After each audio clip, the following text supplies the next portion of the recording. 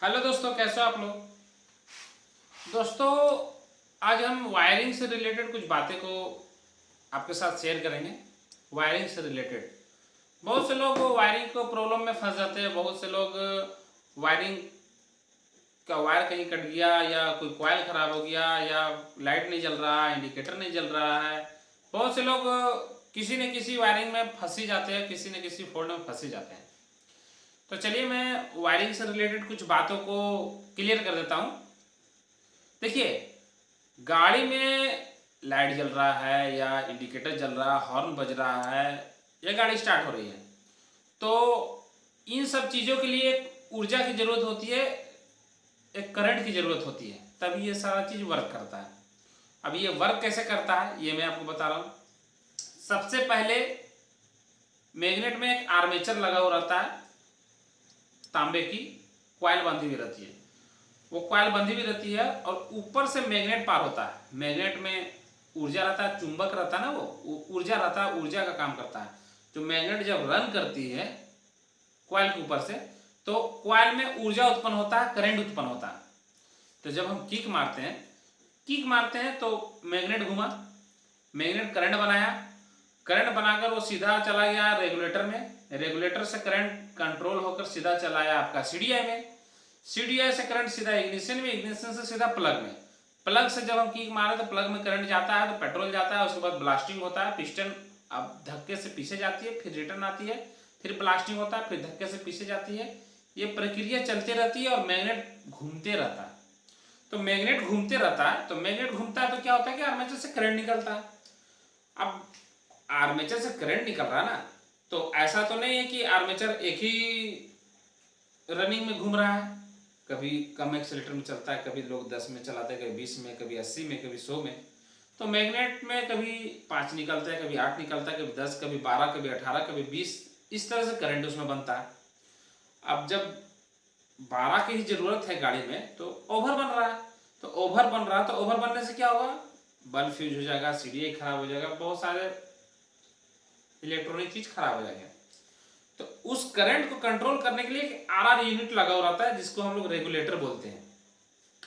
Armature से current निकला बाहर, सीधा चलाया रेगुलेटर में, रेगुलेटर उस करंट को कंट्रोल किया, और अगर वहां से 18 वोल्ट आ रहा तो रेगुलेटर 12 वोल्ट ही सप्लाई कर रहा, वहां से अगर 15 आ रहा तो रेगुलेटर 12 वोल्ट ही सप्लाई कर रहा, अगर वहां से 22 आ रहा तो रेगुलेटर 12 वोल्ट ही सप्लाई कर रहा। समझ गए बातों को। रेगुलेटर का काम है करंट को कंट्रोल करना। चलिए, रेगुलेटर करंट को कंट्रोल कर लिया, तो अब रेगुलेटर से बाहर करंट आया, तो रेगुलेटर से बाहर करंट दो तारों में आता है बाहर। पहला जो तार होता है, पहला जो वायर होता है, वो सीधा चला जाता है बैटरी में, और एक वायर जो होता है पीला कलर का, अधिकतर गाड़ियों में पीला कलर का। आप कलर पर मत जाओ, लोग कलर ढूंढते ढूंढते पागल हो जाते हैं, उन्हें कलर नहीं मिलता। आप कलर पे मत जाओ, मैं आपको ऐसे ही बता दे रहा हूं। पीला कलर का ज्यादातर वायर गाड़ियों में वायरिंग होता है हेडलाइट के लिए, और रेड कलर की निकलती है वो सीधा बैटरी के लिए। अब जो रेड कलर की वायर निकली, वो रेड कलर की वायर वहां से सीधा चली आई बैटरी में, और बैटरी से वो सीधा चला गया आपका इग्निशन में, जो हम चाबी देते हैं, इग्निशन स्विच। जब हम वो वायर सीधा चलाया आपका इग्निशन में, और इग्निशन में हम जब चाबी ऑन करें तो उसमें जो सेकेंड वायर होता है ना, उसमें करंट वो दोनों आपस में टच कर जाता है। वहां से वो करंट वहां से सीधा चलाता है बैटरी के बगल में फ्यूज बॉक्स लगा हुआ होता है। समझे, अगर फ्यूज बॉक्स नहीं होगा ना, तो कहीं शॉर्ट सर्किट होगा तो गाड़ियों में आग लग जाती है। कभी कभी भाई लोग मोटा तार लगा देते हैं, वो गलत है। वहां से करंट सीधा चला आया सीडीआई में, सीडीआई में करंट सीधा चलाया। अब सीडीआई में करंट चलाया तो कैपेसिटर डिस्चार्ज इग्निशन, सीडीआई का फुल फॉर्म क्या हो गया, कैपेसिटर डिस्चार्ज इग्निशन। मतलब वो कैपेसिटर, उसमें कैपेसिटर लगा हुआ, मतलब कंडेंसर वगैरह लगा हुआ करंट को बढ़ाने के लिए। डिस्चार्ज मतलब कि वो करंट को डिस्चार्ज कर रहा, करंट को लॉस कर रहा। इग्निशन मतलब करंट का जो इग्निशन, जो गाड़ी स्टार्ट हो रहा उससे वो लॉस कर रहा। अब वो लॉस कहाँ से कर रहा, अगर हम डायरेक्ट 12 वोल्ट करंट इग्निशन में देंगे तो वो बाहर में एकदम सॉलिड करंट आएगा, लेकिन प्लग में छोड़ छोड़ कर करंट आता है, आप देखते हैं चट चट चट चट करंट मारता है, छोड़ छोड़ कर आता है। तो वो जो छोड़ छोड़ कर आता है वो काम करता है आपका पिकअप कॉइल।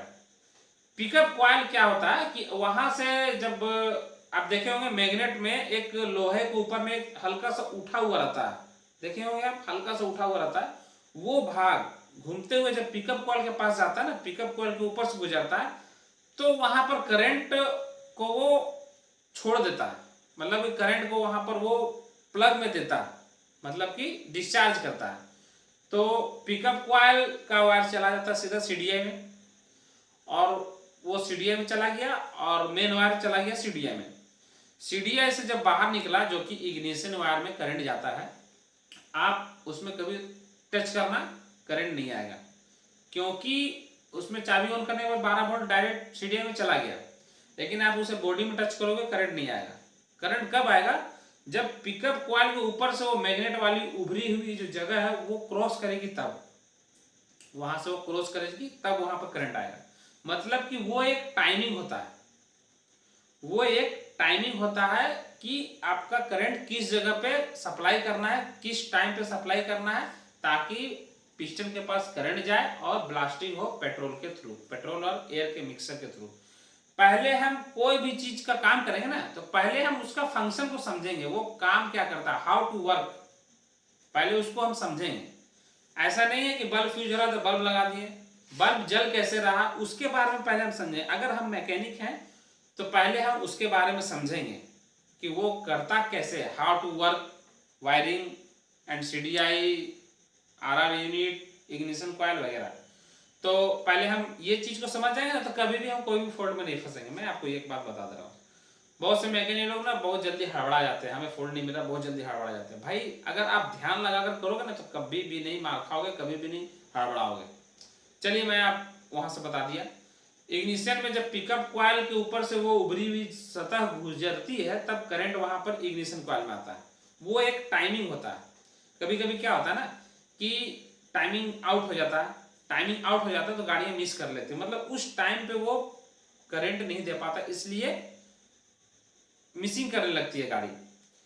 तो जब हम किक मारे तो जो सीडीआई से करंट गया इग्निशन में, वहां पर देखिएगा छोड़ छोड़ के करंट आता है, चट चट चट चट करंट आता है, मतलब कि वो टाइमिंग पे दे रहा है करंट। पिस्टन टॉप से हल्का सा पहले जब जाता है ना, उस जगह पे वहां पर करंट जाता है, तब वो ब्लास्टिंग होता है। जब ब्लास्टिंग होता है ना वहां पे, तो गैस होता है, तो वो पिस्टन को पीछे धक्का दे देता है। पहले आप ये समझो पिस्टन इंजन वर्क कैसे करती है, how to work bike engine, petrol engine. Petrol engine में स्पार्क प्लग होता है और डीजल इंजन में नहीं होता। वो जो मिक्सर होता है ना, डीजल और एयर का मिक्सर, उसी को ब्लास्टिंग करता है। तो इग्निशन में करंट गया, सीडीआई से करंट गया इग्निशन में, और इग्निशन जो कि एसटी कॉइल बोलते हैं उसको, इग्निशन कॉइल भी बोला जाता है, बहुत से लोगों का बहुत सा बोलने का तरीका है। उस करंट को वो हाई टेंशन में बदलता है, एसी का हाई टेंशन में। वो करंट आपको सीडीआई से बाहर जो करंट आया उसमें करंट नहीं मारेगा, लेकिन इग्निशन से जो बाहर आया करंट, उसमें आपको करंट मारेगा। वो करंट सीधा चला जाता है आपका प्लग में, प्लग में गया, पेट्रोल का मिक्सर किया, गाड़ी स्टार्ट हुई, वही प्रक्रिया हमेशा चलते रहती है। और वो तो आपका स्टार्टिंग का मैंने बता दिया। अगर आपका कभी गाड़ियां में करंट वगैरह नहीं आ रहा, तो सबसे पहले आपको आर्मेचर चेक करना है, उसके बाद आरआर यूनिट चेक करना है, उसके बाद सीडीआई चेक करना है। चेक करने का तरीका बहुत आसान है। अगर हम मान लीजिए सपोज दैट ये सीडीआई है, ये सीडीआई है, इसमें एक मेन करंट आ गया आपका बैटरी से, दूसरा करंट आ गया आपका पिकअप कॉइल से, तीसरा है अर्थ, ठीक है, और चौथा जो है वो आउटपुट निकलता है इग्निशन कॉइल के लिए। अगर हमारा ये तीनों करंट जा रहा है इसमें और यहां से नहीं निकल रहा, मतलब ये पार्ट खराब है। आप ये चीज को समझें। अगर हम इस घर से उस घर में जा रहे हैं, दरवाजा खुला है, हम जा रहे हैं, अगर हम नहीं जा पा रहे हैं मतलब दरवाजा बंद है, तभी तो हम नहीं जा पा रहे हैं। अगर ये कॉइल खराब है तभी तो यहां से आउटपुट नहीं जा रहा। सिंपल से सोचने की बात मैं आपको बता रहा हूँ। मल्टीमीटर वगैरह के चक्कर में ना पड़े। मल्टीमीटर टच करेंगे तो वो टी टी करेगा, मीटर उठेगा, आपको लगेगा ये सही है। कभी कभी क्या होता है ना कि कैपेसिटर का पावर कम हो जाता है, लो हो जाता है, इस कारण करंट कम देने लगता है, करंट छोड़ देता है। ये हो गया आपका कोई भी कॉइल चेक करने का तरीका। उसके बाद में फिर मैं आपको बता रहा हूँ लाइटिंग के लिए। तो वो जो लाइटिंग का पीला कलर का जो वायर आता है लाइटिंग के लिए, वहां से वो सीधा चला जाता है स्विच में। जो हम स्विच देते हैं ना लाइट जलाने के लिए, एक स्विच जलाते हैं, उसमें वो सीधा चलाता है। तो जब हम स्विच देते हैं ना, तो ये जो पीला वाला वायर है वो एक इसमें गया, और जब स्विच दिए तो वहां से आउटपुट निकल गया दूसरा। एक वायर यहाँ से चला गया। जब हम स्विच दे देखते हैं ना घर में बोर्ड वगैरह लगा रहता है, जब हम टिपते हैं तो दोनों स्विच का काम क्या होता है, दोनों वायर को टच कराना। जब हम स्विच ऑफ किए तो दोनों अनकट हो गया, अनटच हो गया। जब हम स्विच दिए तो दोनों टच कर गया। समझ गए बातों को? चाहे इग्निशन स्विच हो, चाहे लाइटिंग स्विच हो, पासिंग स्विच हो, सारा स्विच का काम यही होता है। अब हम जब लाइट जलाएं तो पीला कलर का जो वायर होता है, जो आरएल यूनिट से लाइटिंग के लिए वायर आता है, वो आपका स्विच से जब ऑन किए तो वहां से जब ऑन करने के बाद वहां से जो आउटपुट निकला, वहां से जब बाहर निकला, वो चला जाता है सीधा आपका डीपर स्विच में, जिससे हम हेड डिम करते हैं। डीपर स्विच में 3 वायर रहते हैं, एक बीच में, एक ऊपर, एक नीचे। ऊपर में ब्लू कलर की वायर रहती है, नीचे में व्हाइट कलर की। कलर मैं आपको बता रहा हूँ, कलर हर गाड़ी में अलग अलग तरह का होता है। जनरल जो रहता है वही मैं बता रहा हूँ ज्यादातर। वो चला गया डीपर का स्विच में, एक वायर चला गया। जब हम ऊपर किए तो बीच वाला वायर ऊपर वाला वायर में टच कर गया। स्विच का काम तो मैंने आपको बता दिया, जब हम ऊपर गए तो वो दोनों आपस में टच कर गया। तो जो ऊपर वाला वायर है वो सीधा चल गया हेडलाइट में। हेडलाइट में 2 फिलामेंट होते हैं, एक अपर एक डीपर, 2 बल्ब नहीं लगा हुआ रहता। तो जब हम ऊपर वाले में वो टच कर गया, करंट यहाँ से जब स्विच दिए तो डीपर में गया, डीपर से डीपर किए तो वहां से स्विच चला गया ब्लू वाला वायर में, सीधा चल गया हेडलाइट में। अपर वाला लाइट जलने लगा। अगर हमें डीपर जलाना है तो हम उसे नीचे करते हैं, डीपर करते हैं। तो वो जो ऊपर वाले में कनेक्ट था वही चीज अब वो नीचे वाला में, ऊपर में अनकनेक्ट हो गया, नीचे में कनेक्ट हो गया। तो वो नीचे वाला तार चला गया आपका, नीचे वाला में डीपर हो गया। समझ गए आप अपर डीपर कैसे होता है? ठीक है। और जो आप स्विच बता रहे हैं, जब हम स्विच दिए तो वहां से एक तार चल गया आपका डीपर वाले स्विच में, और वही तार सीधा चला जाता है मीटर में, स्विच से, डीपर वाले से नहीं, स्विच से। और होने के बाद जो स्विच से वायर जाता है वो सीधा चला जाता है मीटर में, और वही वायर सीधा चला जाता है बैकलाइट में। जब हम ऑन करते हैं तो मीटर में लाइट जलने लगता है, बैकलाइट जलने लगता है। बहुत जगह बहुत स्विच 2 बार पुश होती है, एक बार पार्किंग, एक बार लाइटिंग के लिए। अब बहुत सा स्विच एक बार ही होता है। जो पार्किंग के लिए होती है प्रोसेसिंग सेम है, सेकेंड वाले में जब वो पार्किंग के लिए कनेक्ट होता है। मैं आपको ये मैनुअल बता रहा हूँ, दुकान में जब मैं खाली रहूंगा तो मैं आपको गाड़ी में डिटेल में बता दूंगा। ठीक है। वो हो गया हेडलाइट, मीटर और बैकलाइट का फंक्शन को आप समझ गए होंगे। ठीक। अब रही बात इंडिकेटर की। इंडिकेटर कैसे करता है, how to work bike indicator. Indicator काम करने के लिए बैटरी के बगल में एक फ्लाशर लगा हुआ रहता है, जो कि हेडलाइट में बहुत सी गाड़ियों में रहता है, हेडलाइट के पास, बहुत सी गाड़ियों में बैटरी के पास, बहुत सी गाड़ियों में टंकी के नीचे अपाची वगैरह में लगा हुआ रहता है। तो हम फ्लाशर जब हम इग्निशन ऑन किए तो वहां से एक वायर चला गया सीडीआई में, और एक वायर चला जाता है बाकी इंडिकेटर हॉर्न वगैरह में, एक वायर चला जाता है, वही वायर बैटरी वाला, वही वायर एक वायर चला गया वहां से सीधा आपका फ्लाशर में, ऑन वाले स्विच से कनेक्ट होता है, वो ऑफ वाले से नहीं। मतलब बैटरी जब चाबी ऑन हुई तो वहां से जो आउटपुट निकला ना वो वाले में कनेक्ट रहता है। एक चला गया आपका फ्लाशर में, फ्लाशर में 2 पिन लगे हुए थे, एक पिन चला गया आपका मेन, और एक पिन जो वहां से निकला वो सीधा चला जाता है इंडिकेटर वाले स्विच में, जो हम इंडिकेटर देते हैं ना उसमें चला जाता है। तो जैसे कि हम इंडिकेटर वाले में चला जाता है, ये इंडिकेटर है, यहाँ पे 3 वायर लगे हुए थे। तो जो फ्लाशर से जो वायर जाता है वो बीच में जाता है। ये आपका हो गया राइट, ये हो गया लेफ्ट। जब हम इसे ऐसे करते हैं तो ये आपका राइट में कनेक्ट हो गया, तो ये राइट वाला जलने लगता है। ये दोनों आपस में टच कर गया तो इंडिकेटर, फ्लाशर का काम है करंट को अप एंड डाउन करना, लाइटिंग अप एंड डाउन करता है इंडिकेटर। ये इसमें टच कर गया, राइट वाले जलने लगा, लेफ्ट में किए तो लेफ्ट वाले जलने लगा। इंडिकेटर के बारे में आप समझ गए होंगे। अब मैं हॉर्न की बात करता हूँ। हॉर्न के लिए 2 वायर चाहिए, एक पॉजिटिव एक नेगेटिव। बहुत से गाड़ियों में नेगेटिव वायर आता है स्विच से, स्विच का काम मैं बता चुका हूँ। बहुत सी गाड़ियों में स्विच से नेगेटिव आता है, बहुत सी गाड़ियों में स्विच से पॉजिटिव आता है। जैसे हीरो की बाइक में पॉजिटिव आता है, बजाज की बाइक में नेगेटिव आता है। तो हीरो की बाइक में जो पॉजिटिव वायर आता है वही जो एक फ्लाशर में मेन वायर गया, वही वायर जाता है आपका सीधा एक स्विच में, बटन में, और वहां से जब हम पुश करते हैं तो वहां से एक वायर आता है जिसमें करंट, पुश करने के बाद जो उसमें करंट सप्लाई होता है वो सीधा चलाता है हॉर्न में, और हॉर्न में एक अर्थ दिया हुआ रहता है। अर्थ जो है कि हेडलाइट में, बैकलाइट में, हर जगह अर्थ का कनेक्शन रहता है, वो बॉडी में भी टच रहता है। वो आपका हॉर्न में चला गया, एक अर्थ दे दिए, जब हम पुश किए तो हॉर्न में करंट गया, हॉर्न बजने लगा। आप वायरिंग कोई बड़ी चीज नहीं है वायरिंग करना। चलिए मैं सेल्फ के बारे में बता देता हूँ। सेल्फ का कनेक्शन बहुत लोग पूछते हैं, सेल्फ कनेक्शन कैसे करना, सेल्फ के बारे में बता देता हूँ। सेल्फ का कनेक्शन क्या होता है? सेल्फ जो होता है ना, वो बहुत ज्यादा पावर खींचता है सेल्फ। अब पावर बहुत ज्यादा खींचता है, तो पावर खींचने के लिए वो बैटरी से डायरेक्ट कनेक्ट रहता है। तो अगर हम बैटरी से सेल्फ में डायरेक्ट वायर को टच करेंगे तो सेल्फ घूमेगा, लेकिन हमें तो बटन से लेना है, तो बटन से हम मोटा वायर को कनेक्शन नहीं कर सकते बटन से, क्योंकि अगर हम करेंगे तो वो हीट होगा, बटन जल जाएगा। उसके लिए हमारा पास क्या रहता है कि वो रिले लगा होता है, उसका हम रिले का इस्तेमाल करते हैं। रिले का इस्तेमाल करने से क्या होता है ना कि दो वायर टच कराते हैं, मोटा वायर को टच कराते हैं एक रिले की मदद से। रिले बहुत गाड़ियों में डबल हॉर्न वगैरह लगाने में रिले का बहुत यूज करते हैं हम लोग। रिले हम लोग एक्स्ट्रा भी रखते हैं। रिले का काम क्या होता है? रिले में 4 वायर होते हैं, 2 मोटे वायर दोनों कनेक्ट करने के लिए, और 2 वायर होते हैं आपका पॉजिटिव और नेगेटिव। उससे आप बैटरी में टच करोगे तो वो काम करेगा, समझ गए? उसके बाद एक वायर स्विच में आता है पॉजिटिव, जो हॉर्न में आ गया ना, हॉर्न में इंडिकेटर में, वही पॉजिटिव वायर सीधा चलाया आपका सेल्फ वाले स्विच में। सेल्फ वाले स्विच में वो डायरेक्ट चलाया, ठीक है। जब हम सेल्फ का स्विच पुश किए तो वहां से एक आउटपुट गया, वहां से एक मेन उसमें आया। जब पुश किए तो सेकेंड वाला वायर वहां से निकला, वो सीधा आया आपका रिले में। एक रिले में तार चलाया, और रिले का जो नेगेटिव वायर होता है उसका फंक्शन को आप समझिए। उसका एक फंक्शन होता है न्यूट्रल स्विच से, ठीक है। न्यूट्रल स्विच काम कैसे करता है?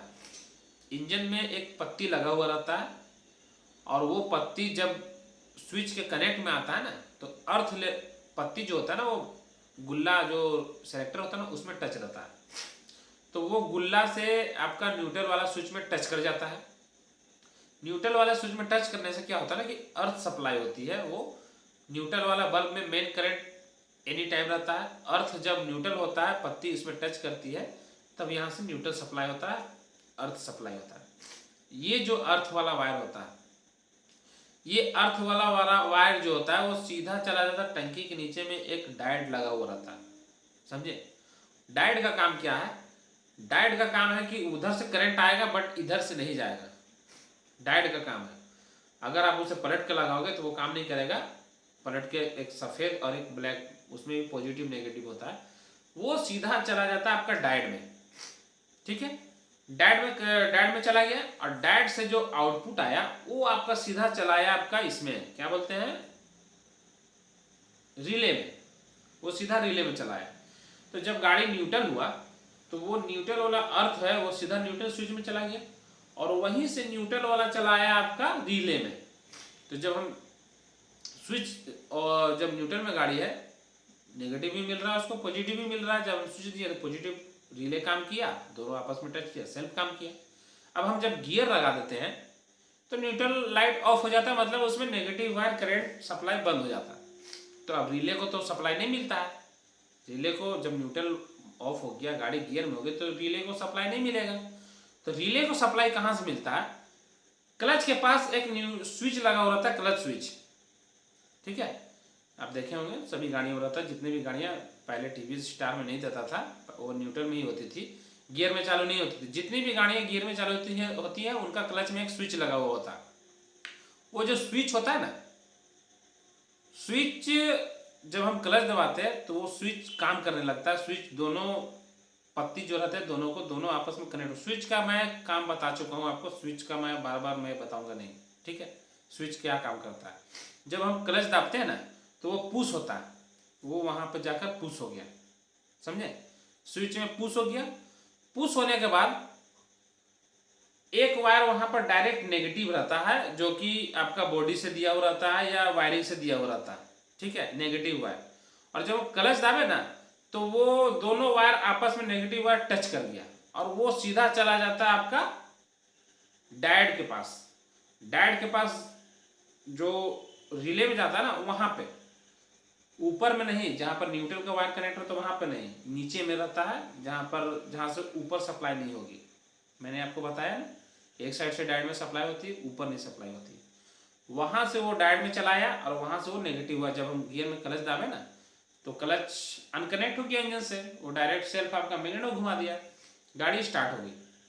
कभी कभार ऐसा होता है ना, वो डायोड खराब हो जाता है, जिससे गाड़ियां क्लच दाबने पर ना न्यूट्रल बत्ती जलने लगती है, या कभी ऐसे भी जलने लगती है।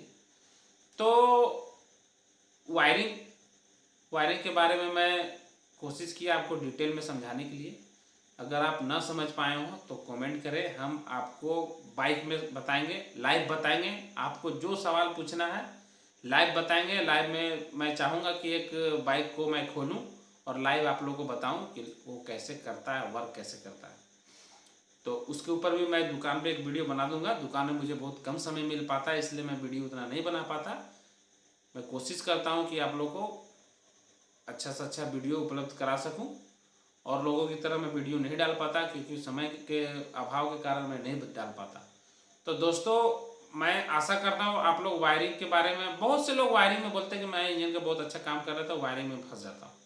तो मैं चाहता हूँ कि आप लोग वायरिंग में ना फंसे, वायरिंग में ट्रेंड हो जाए।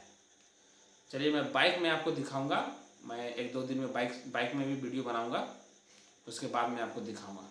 तो मिलते हैं अपने अगले वीडियो में, तब तक के लिए बाय।